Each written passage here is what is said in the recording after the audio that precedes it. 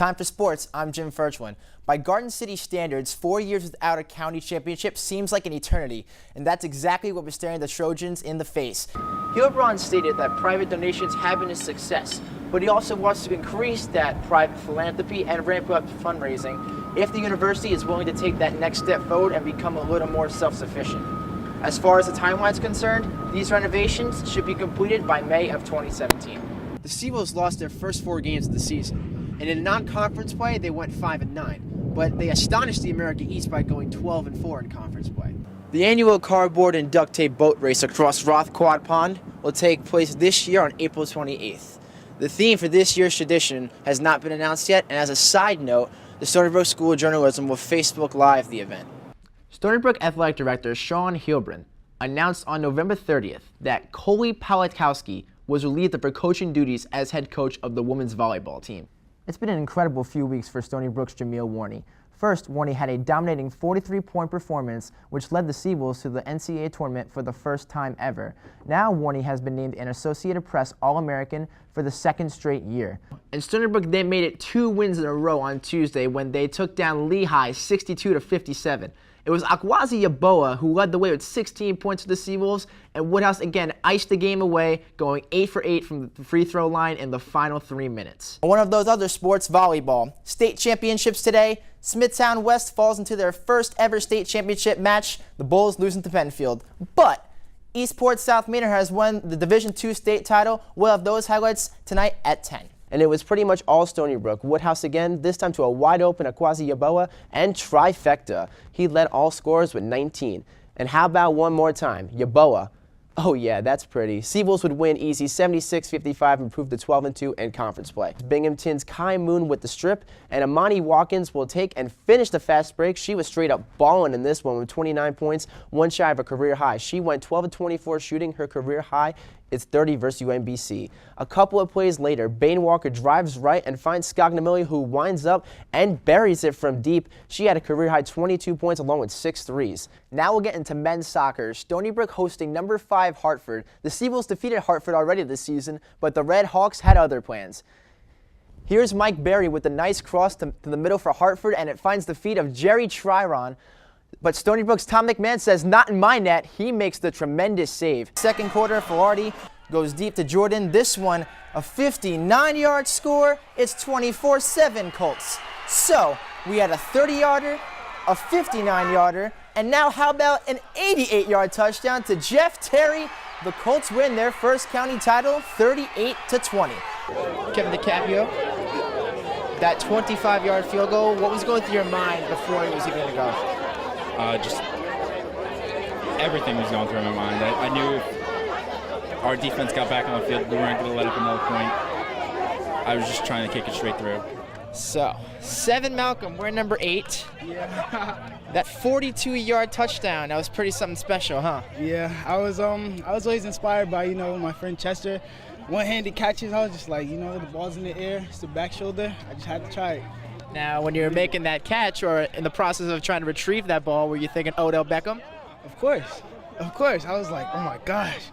Just had to run. I felt shot just running through my body. I just, it was pretty amazing. Stony Brook University's Kenneth P. Laval Stadium is undergoing renovations. Athletic Director Sean Hilbron wants to add 2,000 seats to the venue. He calls it the End Zone Project. Right now our stadium holds 8,200, and what we really needed is part of our overall vision was to expand the stadium, and there were some state dollars that were available and needed to be reappropriated. We hadn't used it, and so really felt that this would be a good use for it, because not only are we getting the seats, but we're also getting a much needed restroom and concessions facility. The stadium is receiving money from the state, fundraising, and private donors. These extra seating arrangements would grow a fan base and be beneficial for football, soccer, and lacrosse. Hilbron hails from Texas, so football is religion down there, but here on Long Island, lacrosse is a major hotbed. I love the sport. It's been incredible to see the energy and passion that this community has for it, and I think we're seeing the successes of both teams, and particularly the women's team. It gives us a chance to accomplish one of our goals in the 5-year plan, that's to win a national championship. In January, the seats were not even designed. Now they are almost completed. Members of the football team like what they see.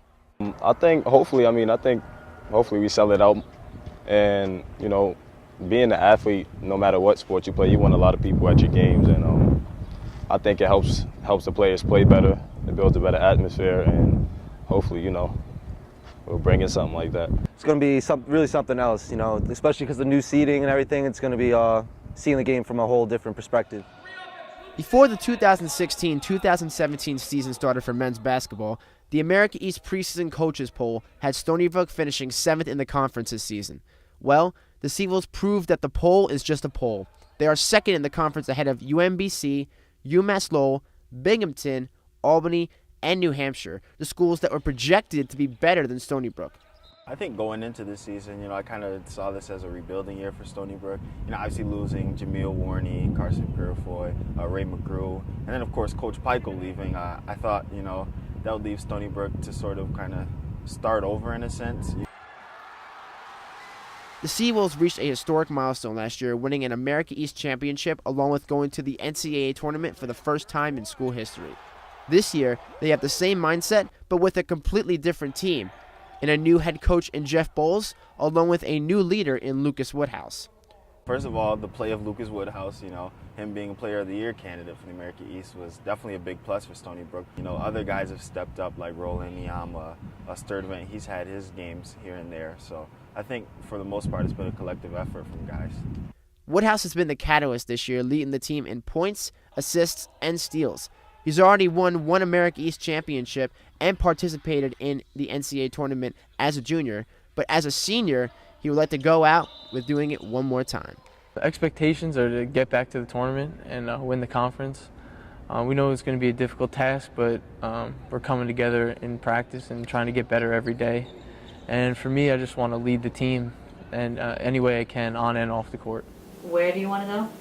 I want to go to California. You want to go to California, yeah. Copeg woman Claudia Ciato filed a lawsuit against LA Fitness after her son's licensed nurse was charged a $15 guest fee.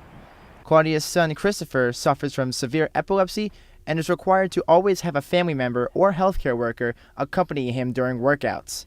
The general manager stopped Christopher at the front of the gym, and he said, "You can't come in with the staff member unless you pay an additional fee." The incident happened at a LA Fitness in Lindenhurst back in May.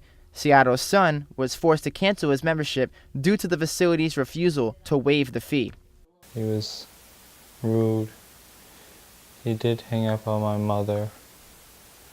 I don't think that's really what you should be doing if you have a job like this, and if you're even the general manager of a gym. Because you don't like the hot, right?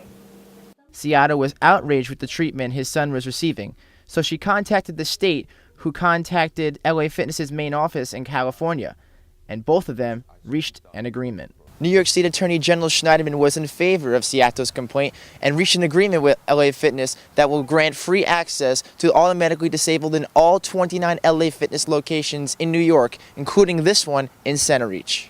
Schneiderman was not available for an interview, but he did release a statement on CBS New York. He said, "LA Fitness will now afford free access to aids of disabled patients at its 29 fitness centers throughout New York." Makes me feel good and happy. I'm proud of myself.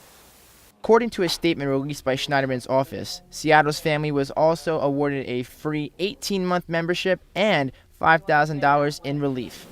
For Stony Brook News, I'm Jim Ferchland.